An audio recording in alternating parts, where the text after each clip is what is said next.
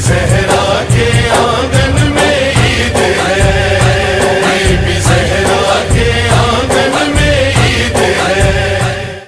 حضرات، انتہائی خوش نصیب ہیں وہ افراد جو اس دنیا میں کار خیر انجام دے رہے ہیں، اور اپنے لیے جینا کوئی جینا نہیں ہوا کرتا، بلکہ دوسروں کے لیے جینا یہ ایک ایسا اہم ترین، افضل ترین کارنامہ ہے کہ حالات کے اعتبار سے اور وقت کے اعتبار سے اگر ہم نگاہوں سے روپوش بھی ہو جاتے ہیں تو ہمارے کارنامے ہمیں حیات ابدی اور ہمیں زندہ جاویدہ بنا کر رکھتے ہیں، اور ہمیں ہمیشہ لوگوں کی نگاہوں کے سامنے ایک باوقار شخصیت کی حیثیت سے وجود عطا کرتے ہیں۔ ہمارے درمیان محترم امداد امام صاحب جو کسی بھی تعارف کے محتاج نہیں ہیں، ابھی گزشتہ 1-2 سالوں سے جو یہ حالات کورونا کی وجہ سے اور اس مہلک اور مہاماری کی وجہ سے بنے ہوئے ہیں، آپ سب ان حالات سے واقف ہیں۔ کیسے ناگفتہ بے حالات جن میں ہم نے سانسیں گزاری ہیں اور سانسیں لی ہیں اور زندگی گزاری ہے، کہ ایسے حالات میں جو لوگ دنیا سے رخصت ہو گئے، حالات ایسے آن پڑے اور ایسے بن گئے تھے کہ ان کے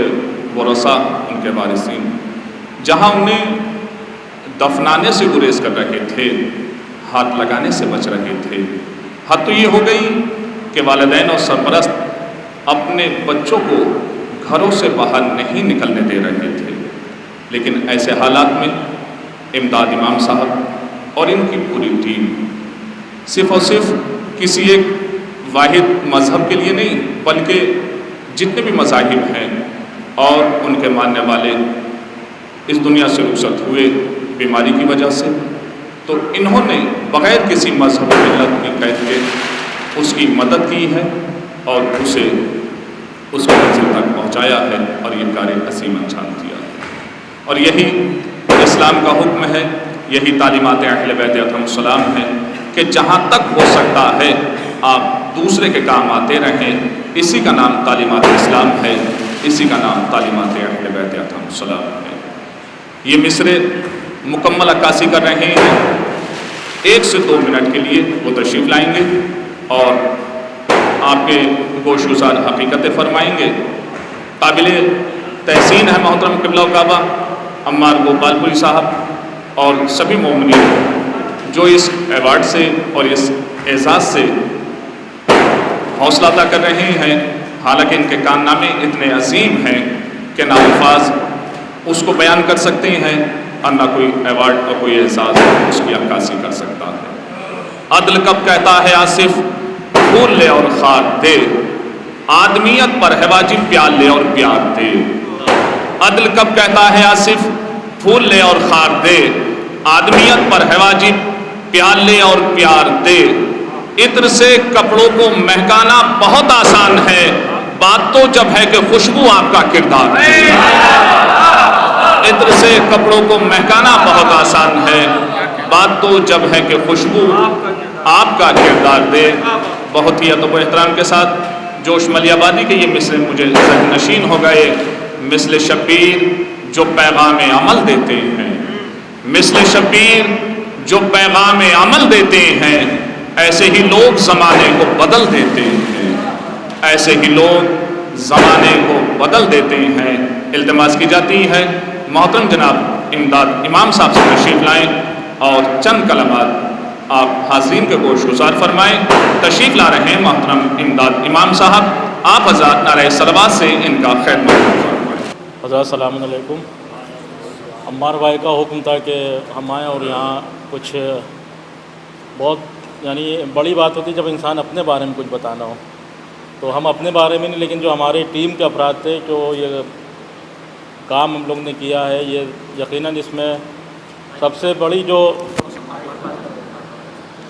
ہم لوگ کے جو سرپرستی رہی ہے وہ ہمارے علماء ہی کی طرف سے رہی ہے۔ اور ایک واٹس ایپ پہ گروپ بنا تھا کووڈ 19 تدفین کے نام سے، جس میں شہر کے علماء تھے، اور جب باہر کا دوسرے شہروں میں دیکھا گیا کہ لوگوں کا کووڈ سے انتقال ہو رہا ہے، ان کو کرین کے ذریعے سے دفنایا جا رہا ہے، تو واٹس ایپ پہ ایک گروپ بنا کہ اگر ہمارے شہر میں ایسے کوئی مومن ہو گیا، کسی کا انتقال ہو گیا، تو ہم لوگ کیسے اس کو لائے عمل تیار کیا جائے، کچھ ایسا کہ ان کی شرعی لحاظ سے اور تمام واجبات ان کے پورے ہو جائیں، اور تدفین جیسے ہوتی ہے نارملی اس طرح سے ہو۔ تو ایک گروپ بنائے گا۔ اس کے بعد تقریباً جولائی 2020 میں جو پہلی یہاں مومنین میں جو ہے کووڈ سے موت ہوئی ہے، تو اس میں بڑا عجیب منظر دکھا کہ اس کو ٹرالی پہ لے کے گئے اور ایسے ہی دفنا دیا گیا تھا۔ تو اس کے بعد پھر وہ ذہن میں حضرت علی کا جملہ آیا وصیت کا کہ کسی بھی جنازے کی بے حرمتی نہ ہونا چاہیے، لہٰذا پھر ایک گروپ ہم نے بنایا کووڈ-19 تدفین کمیٹی کے نام سے، اور اس میں شروع میں صرف 4 یا 5 نوجوان تھے کہ اگر کوئی بھی مومن کا انتقال ہوتا تھا، ہم لوگ نے سوشل میڈیا کے ذریعے سے لوگوں کو خبر پہنچ گئی تھی، تو کسی مومن کا انتقال ہوتا تھا تو ہم تو میسیج یا کال آتی تھی، تو ہمارے ساتھ ہمارے بہت سے برادران تھے، ایک مہندی رضا بھائی ہیں، معراج بھائی ہیں، کاظم رضا بھائی، یہ لوگ ہم لوگ شروع میں 4-5 افراد تھے، لیکن وہی پھر سوشل میڈیا اور میڈیا کے ذریعے سے جب وہ ہائی لائٹ ہوا تو الحمدللہ پھر ہمارے اس سے جو ہے بعض وقت جو ہے وہ اپنے کام کو لوگوں تک پہنچانے کے لیے کبھی یعنی ہر وقت یہی نہیں ہوتا آدمی اپنا یعنی دکھاوا کر رہا ہے، بہت سے افراد ایسے بھی آئے کہ کام کر رہے ہیں تو دکھاوا کر رہے ہیں، نہیں، ہمارا ایک مقصد یہ تھا تاکہ دوسرے لوگ بھی بیدار ہوں۔ اگر ہم لوگ 4 افراد ہوتے تو پورے شہر میں بہت سے ایسے افراد تھے کہ جن کے قاعدے سے تدفین نہ ہو پاتی، لیکن جب ہم دوسروں تک پتہ چلا تو کم سے کم ہماری ٹیم میں 35-40 افراد اسی میں جو ہے 1-1.5 ہفتے میں جڑے، اور اس کے بعد یہ ہوتا تھا کہ ایک وقت میں اگر 2-3 جگہ بھی ہو رہی ہے تو ہم لوگ جاتے تھے، اور پھر بعد میں یہ ہوا کہ جب سیکنڈ ویو آئی ہے تو اس میں حالات تو ہم لوگ سے زیادہ غیر مسلم میں حالات بد سے بدتر ہو گئے تھے، تو وہاں بھی ہم لوگ کیا نمبر ہماری ٹیم کو جو افراد کا نمبر چلا گیا تھا، تو ہم لوگ کو یعنی شمشان گھاٹ بھی جانا پڑتا تھا، ہم لوگ نے یعنی عیسائیوں کے بھی وہ کیا ہے، اور بہت سے افراد مستقل فون پہ کس طرح آپ کرتے ہیں تو اس طرح سے گائیڈ بھی کرتے رہے، ایک دن میں 5-5 6-6 ایسا ہو جاتا تھا جب سیکنڈ ویو آئی ہے، یہاں تک کہ اہل ہنود میں تو ہم لوگ نے سڑی بھی لاشیں اٹھائی ہیں جن کا ہاتھ پیر یعنی نجس جانور کھا گئے تھے، اور وہ سوشل میڈیا اور میڈیا پہ بہت ہائی لائٹ ہوتا تو ہے، لیکن اس سے جو ہم لوگ کی یہ خدمات ہم لوگ نے انجام دی ہے، تو اس میں سب سے بڑا جو ہاتھ ہے وہ تمام جو ہمارے یہاں شہر کے علماء ہیں کہ ان کا ہم لوگ کو سرپرستی حاصل ہوئی ہے، کوئی بھی شرعی مسئلہ اگر ہوتا تھا تو ہم لوگ فوراً رجوع کرتے تھے کہ یہاں پہ ایسا ہو رہا ہے تو کیسے کیا جائے، تو باقاعدہ وہ وہاں سے یعنی آغائے سستانی صاحب و خامنائی صاحب جو بھی مر جائے ان کے فتوے منگائے، ان سے رابطہ کیا جاتا تھا کہ ہاں اس طرح سے اگر تدفین ہو تو کیسے اس میں کیا جائے، تو جو بھی تدفین ہوئی سب مرجائے اور علماء کرام کی سرپرستی میں ہوئی، تو یہ اور باقی مومنین کا سپورٹ لا، ان کی دعائیں نہیں تو اس سے حوصلہ افزائی رہی، اور ہم لوگ کی خدمت یہ جاری رہی۔ اس کے بعد جب بہت سے ایسے بھی مومنین ہیں جو صاحب حیثیت ہیں، تو بعد میں کیونکہ مالی حالات لوگوں کے بہت زیادہ خراب ہوئے تھے سیکنڈ ویو کے بعد، تو ایسے بھی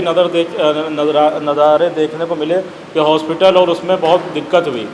تو پھر ہم لوگ نے ایک کام اور شروع کیا تھا کہ جتنے بھی ہاسپٹل ہیں، لکھنؤ میں میڈیکل کالج تھا، سول تھا، ایرا تھے، چرک تھے، تو یہاں پہ ہم لوگ ڈیلی جو ہے قریب 12-15 دن ہمارا جو ویک کا تھا اس میں ہم لوگ نے فوڈ ڈسٹریبیوشن کیا تھا، لنچ بیگ جو ہے روزانہ 500-700 باکس بناتے تھے، کیونکہ اس وقت ہوٹل سارے بند تھے، اور وہ سب مومنین ہی کہ اس سے تعاون سے ہوا۔ اس میں ہمارا یہ رہتا تھا کہ کیونکہ ہماری قوم کا بھی نام رہے،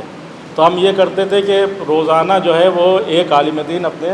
اس میں سے لے جاتے تھے جو معمم ہو، مولانا شاہد صاحب بیٹھے اور یہ انہوں بھی شامل ہوئے تھے ایک دن، تو اسی طرح ہم لوگ